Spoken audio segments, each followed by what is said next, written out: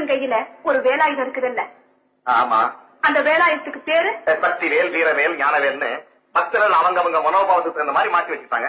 அதெல்லாம் சரி, அந்த வேலாயுதத்தை முருகன் கையில கொடுத்தது பார்வதின்னு புராணம் சொல்லுது. பார்வதி முருகனுக்கு தாய் தானுங்கள? ஆமா. சகிப்பு தன்மையையும் பழிவாங்காத குணத்தையும் போதிக்க கூடியதல்லவா தாய்மை உணர்ச்சி? சொல்லு சொல்லு. அப்படி இருக்கும்போது பழிவாங்க உணர்வை தூண்டக்கூடிய வேலாயுதத்தை தாயே குழந்தைக்கு கொடுத்த புராணத்துல தாய்மை உணர்ச்சி இருக்குங்கிறத எப்படி ஒப்புக்கொள்ள முடியும்? அழகான கேள்வி, அருமையான கேள்வி. இப்படித்தான் கேள்வி கேட்கணும். அது சொல்றமா கேள்வி. இப்படி வாமா. ஒரு மனிதனுக்கு அறிவு எப்படி எப்படியெல்லாம் இருக்கணும் தெரியுமா? அறிவு கூர்ந்து இருக்கணும். கூர்ந்த அறிவு குறுகிய அறிவா இருக்கக்கூடாது. அது அகழ்ந்து இருக்கணும். அகழ்ந்த அறிவு மேல இருந்த மாதிரியா மிதக்க கூடாது. அது ஆழ்ந்து இருக்கணும் இல்லையா?